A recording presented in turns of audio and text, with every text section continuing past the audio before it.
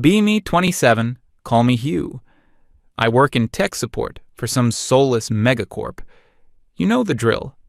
My entire day is a loop of, have you tried turning it off and on again? I'm basically a human tranquilizer dart for angry people whose printers don't work. It pays the bills. It's fine. I live a pretty quiet life. Video games, building PCs, going to the gym when I'm not feeling lazy. Then there's Tammy. We've known each other since college.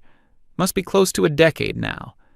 Back then, she was just passionate, energetic, always debating something in the student union. Now, that energy has been laser-focused into an online persona. Her social media is a minefield of buzzwords: patriarchy, toxic masculinity, emotional labor, gaslighting. You name it, she's an expert on it. In real life, she works part-time at a bookstore. Most of her personality is curated for an audience of online followers who all think the exact same way she does. Our friendship has, over the years, morphed into a very specific routine. It's my unofficial second job, the one I don't get paid for. It usually starts late. I'll be winding down, maybe watching some documentary, or trying to beat a boss in a game I'm stuck on. My phone will light up. It's always her. It's never a, "Hey, how are you?" text. It's always a call. She needs an immediate audience. I remember one night, I think it was a Tuesday a couple of months back, a perfect example.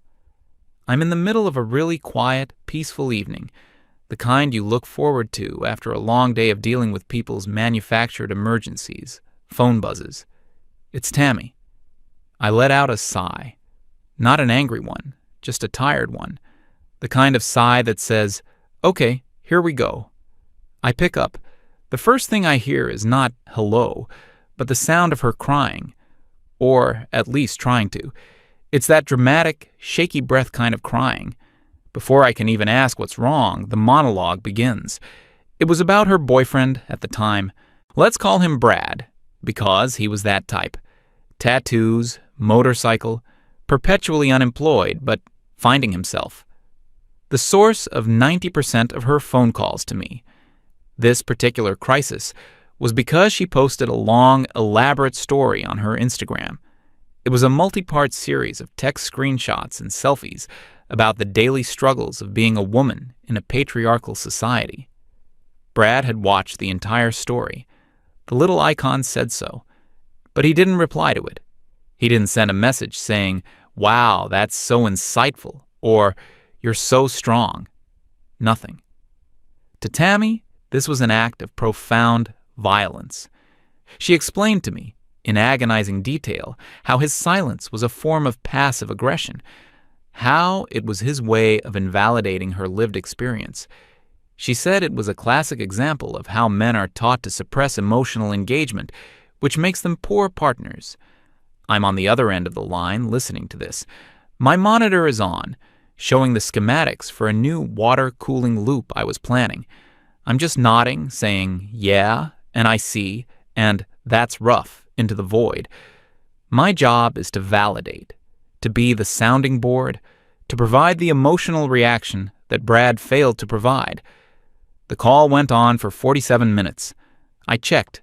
She cried, she got angry, she deconstructed his entire personality based on this one non-action. She concluded that he was probably a secret misogynist who was intimidated by her strength. Finally, she seemed to run out of steam. She let out a big, theatrical sigh and said, "Thanks for listening, Hugh. You're the only one who gets it." She never once asked how I was doing or what I was up to. The call ended. I just sat there in silence for a few minutes. Then I went back to planning my water cooling loop. The next morning, I was scrolling through social media while my coffee brewed. I saw a new post from Tammy. It was a picture of a sunset with text overlaid on it. The text read, "A reminder to all my strong women. Do not perform unpaid emotional labor for men. Your energy is a precious resource. You are not his mother, his sister, or his therapist. Let them learn to deal with their own feelings." It had over 200 likes. All her friends were in the comments. Yas queen, and so true, and this is the message we all need. I just stared at the post. The irony was so thick I could feel it in the room. I had literally just clocked out of a 47-minute emotional labor shift for her less than 12 hours ago. But I didn't say anything. I just sipped my coffee and went to work. This was the pattern. A week later, Brad did something else. I think he liked another girl's photo on social media. Cue another late-night call. Another therapy session where I had to listen to her analyze the deep-seated psychological meaning behind a casual double tap on a screen. She insisted it was a micro-cheating event, that it was a manifestation of men's inability to be satisfied with one partner because of how society conditions them. I suggested maybe he just thought it was a nice photo. That was a mistake. She got defensive. She asked me why I was always taking the man's side. She said I had internalized misogyny that I needed to unpack. I learned my lesson. From then on, I just agreed. Yeah, you're right. Totally unacceptable. He should have known better. It was easier. It was like handling a difficult customer at work. Find the path of least resistance. Agree, validate, de-escalate, end call. It wasn't just Brad, though. It was everything. One time she called me furious because a male cashier at the grocery store told her to have a nice day. Apparently, he said it in a tone she interpreted as condescending. She spent 20 minutes explaining how this was a microaggression, how men in service positions often use feigned politeness to assert dominance over female customers. I just listened. I didn't tell her that my job is literally to be politely condescending to people all day long, regardless of their gender. I didn't tell her that the guy was probably just a tired cashier who wanted his shift to end. I just said, wow, that's messed up. There were times, very rarely, when I tried to turn the conversation around. I remember one day my boss had completely ripped into me for something that wasn't my fault. A whole server rack went down because another department messed up a software patch. I was the one on the phone with the client, so I got all the heat. I was feeling pretty down that evening. Tammy called, as usual, to talk about some fight she'd had with Brad.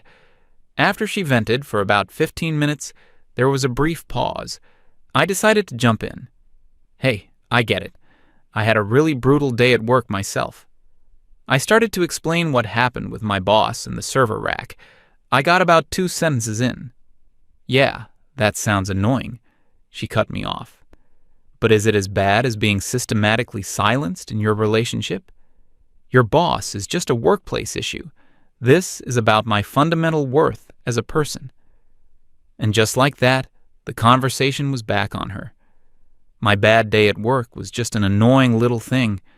Her drama with her boyfriend was an existential crisis of epic proportions. I just shut down. Yeah, you're right, I said. Tell me more about what he did. And she did, for another half an hour. Looking back, I don't know why I kept answering the phone. I guess a part of me still thought we were friends, that this was just a phase she was going through. I held on to the memory of the friend she used to be in college, the one who would actually ask about my life, the one who would listen. But that version of her was long gone, replaced by this caricature who saw every interaction through a single warped lens, a world where she was the perpetual victim and everyone else, especially men, was a potential antagonist. Except for me, of course. I wasn't a man. I was a utility. I was her designated emotional support system, a 24/7 hotline for her feelings. The hypocrisy became more and more glaring. She'd post on social media about how women are not rehabilitation centers for broken men. Then she'd call me to try and fix Brad, asking me to analyze his texts and tell her what she should say to him. She'd tweet about how men need to build stronger support networks with other men and stop relying on women. Then she'd call me, her male friend, because her female friends were apparently too busy, to listen to her complain for the 5th time that week about the same guy. I saw her friends' comments online. They were all about "yes" and "spill the tea." But I suspect that when it came to a 45-minute phone call at 11 p.m., they suddenly had other plans. So, that duty fell to me, the reliable one. Good old Hugh. He'll always pick up. The dynamic was solidified. I was the free therapist, and she was the patient who would never get better, because she didn't want to. She thrived on the drama. It was the fuel for her online identity. Without a crisis, what would she post about?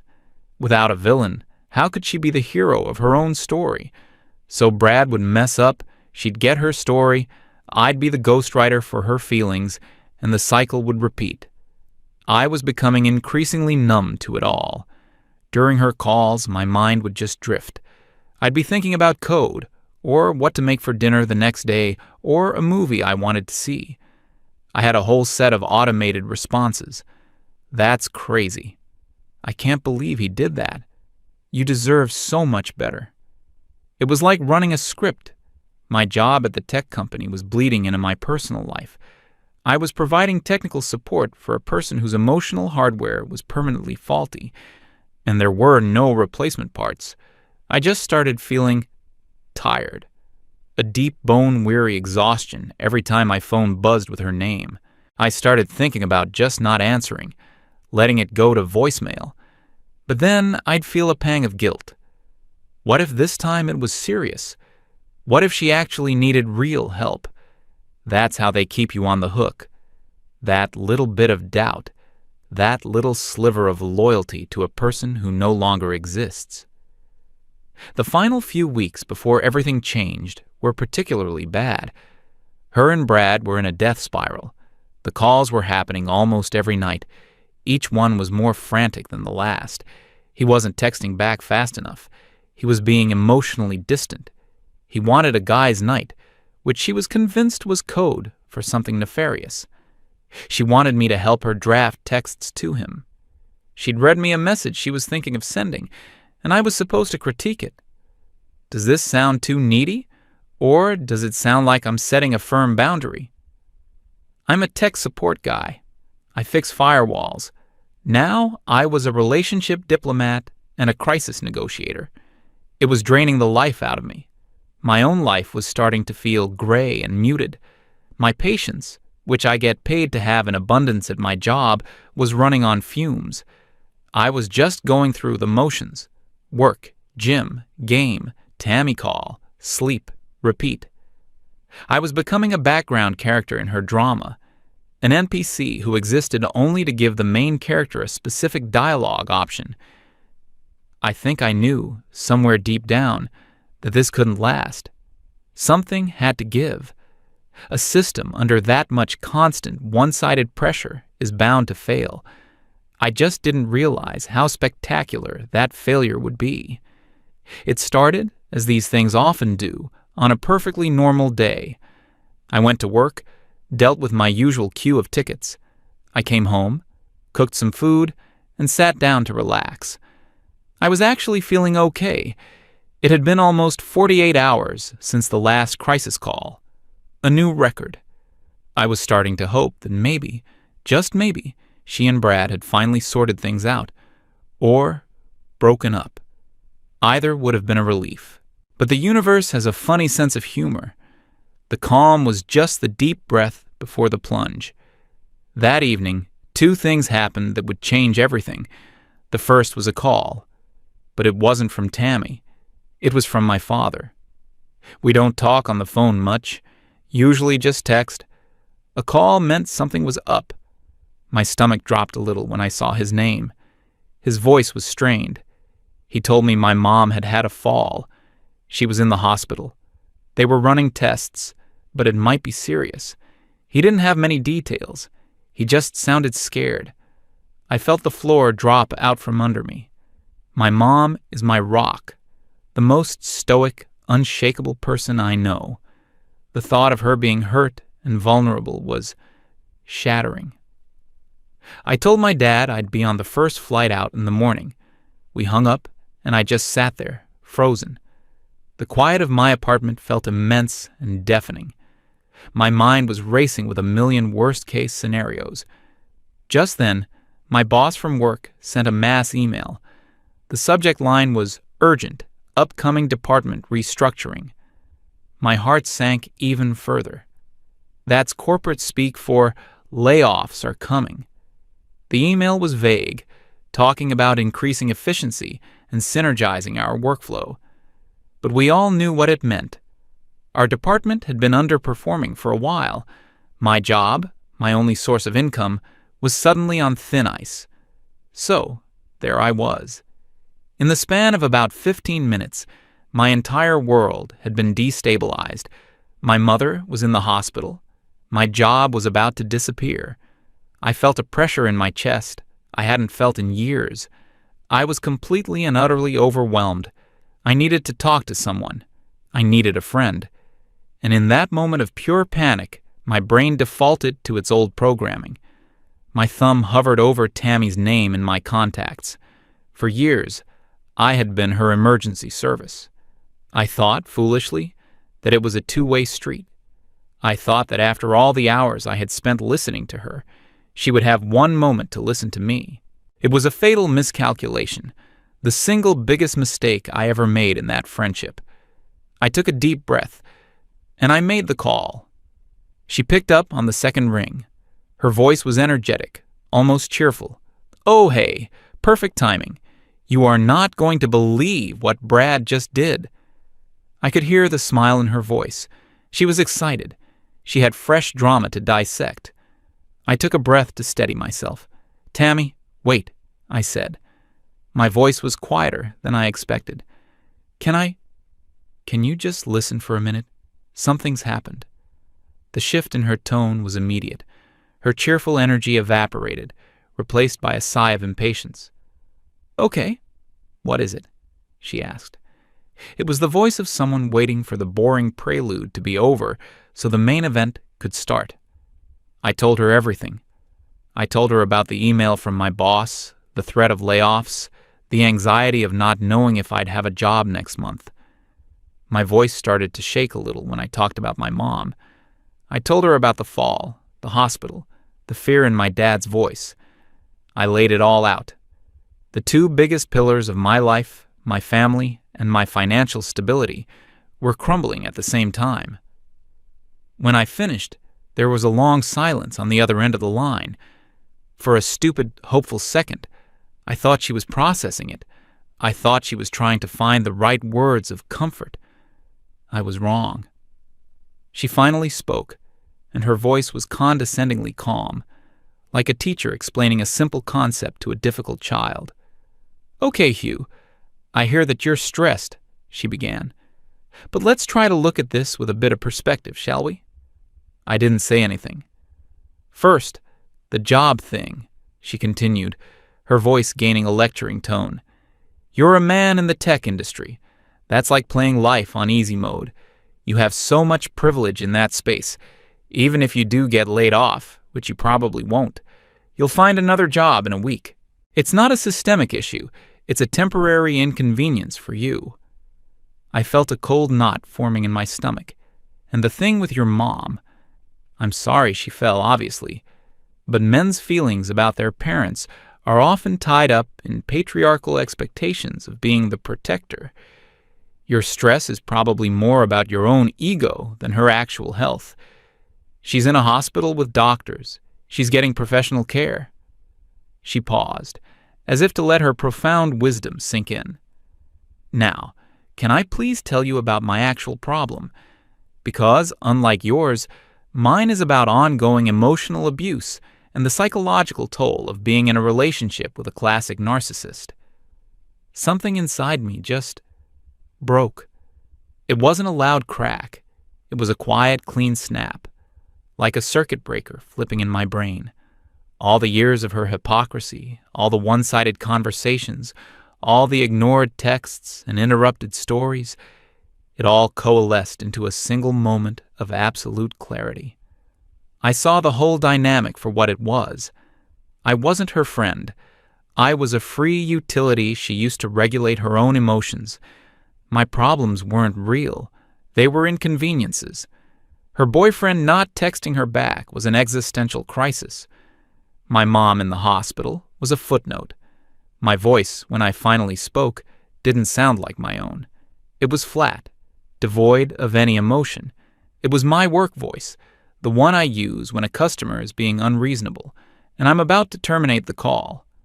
"Tammy?" "Yes? Are you ready to listen now?" she asked, a hint of victory in her voice. "No," I said. "I'm done listening." The line went quiet again. "What's that supposed to mean?"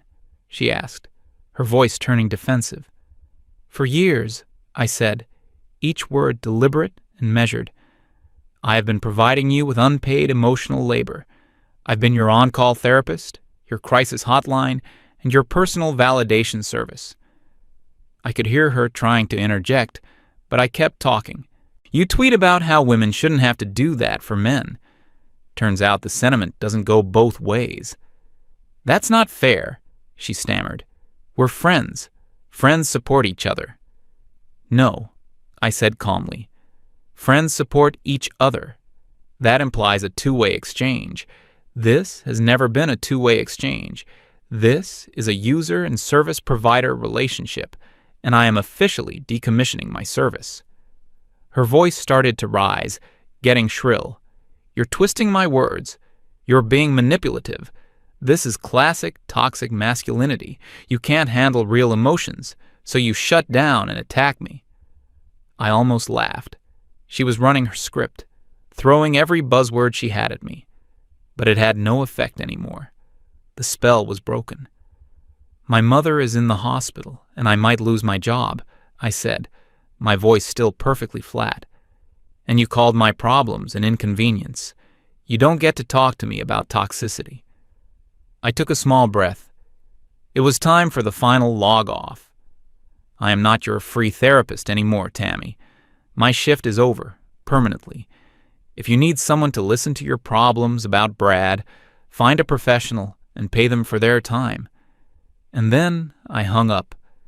My thumb, which had been hovering over the end call button, felt strangely light. My phone immediately lit up with a wall of text from her. I didn't read it. I just held down my finger on her contact name. Block. Then I went to my social media apps, one by one. Facebook, blocked. Twitter, blocked. Instagram, blocked. A complete and total system purge. Then I sat back on my couch. The silence in the apartment was different this time. It wasn't empty. It was peaceful. The first few days were strange. I kept expecting my phone to ring late at night. A part of my brain was still wired for the crisis alert, but it never came. The silence held, and with each passing day, a weight I didn't even realize I was carrying started to lift. It was incredible. I had so much more mental energy. My evenings were my own again. I flew home and spent a week with my family. My mom's condition was serious, but she was stable. She was a fighter. Being there, actually being present with my dad and sister, without a phone buzzing in my pocket with some manufactured crisis, felt right. When I got back, the layoffs at work happened. My name wasn't on the list. I was safe. But the whole experience had been a wake-up call. Instead of just being relieved, I used that newfound energy to do something for myself. I signed up for an online certification course in network security, something I'd been putting off for years. I started going to the gym more consistently, not to look a certain way, but just because it felt good to burn off stress. My life started to feel mine. About a month after the last call, I heard through a mutual acquaintance what happened with Tammy. Brad had predictably broken up with her. Apparently, he did it via text, the ultimate crime in her book. I can only imagine the meltdown that followed. According to the acquaintance, she had tried to call me dozens of times. When she realized I had blocked her, she panicked. She turned to her online support system, her army of feminist friends who always liked her posts. She called one of them, crying, to vent about Brad. The friend listened for about 3 minutes before saying, Oh, that's awful. Hey, I gotta run. My new episode of that show just dropped. But you're a strong woman. You'll get through it. And hung up. She tried another friend. This one gave her a bunch of generic empowerment slogans like, "You don't need a man to be happy," and then said she was busy with a yoga class. It turned out that her community was great at hitting the like button, but they had zero interest in actually doing the heavy lifting of a real friendship. They didn't want to be on the phone for an hour at 11 p.m. listening to someone cry. That was my job, and the position was no longer filled. She was left completely alone with her feelings for the first time in years. With no one to validate her outrage, it just fizzled out. She had no audience. The drama had no purpose. I didn't feel happy hearing this, but I didn't feel bad either. I just felt nothing. It was like hearing a weather report from a city I no longer lived in. A few more months passed. I finished my certification course and got a promotion at work with a significant raise. I was feeling good. I was focused. One afternoon, I think it was a Saturday, I was at a coffee shop working on a personal project on my laptop. The place was busy. I was meeting up with a colleague, a woman from the networking team, to brainstorm some ideas. We were just chatting, laughing about some stupid office drama. It was a normal, easy conversation, a two-way street. Then the door opened, and Tammy walked in. I didn't recognize her at first. She looked dull. Her hair was messy. She wasn't wearing any makeup, and her clothes were rumpled. The vibrant, loud persona was gone. She just looked tired and small. She saw me. Her eyes widened. She froze for a second. She saw me smiling, talking with another woman, looking happy and relaxed. I saw a flicker of something in her eyes. Shock, hurt, maybe even regret. She looked like she wanted to say something. She took a half step forward. Then she stopped. She just turned around and walked out of the coffee shop. I watched her go. My colleague asked if I was okay. "Yeah," I said, turning back to her. "Just fine." And I meant it. That night, out of some weird, morbid curiosity, I used a friend's phone to look at her social media. I was still blocked on my own. Her feed was different. The aggressive, angry posts were gone. They'd been replaced by vague, sad ones. Pictures of rainy windows and empty coffee cups. The last one, posted that afternoon, was a simple text image. It said, "It's a strange feeling when you realize you have no one to talk to." It had 2 likes, no comments. I handed my friend his phone back. I went to bed feeling nothing but a profound sense of peace. The user had finally learned that their system was incompatible with my hardware. The problem was resolved. The ticket was closed.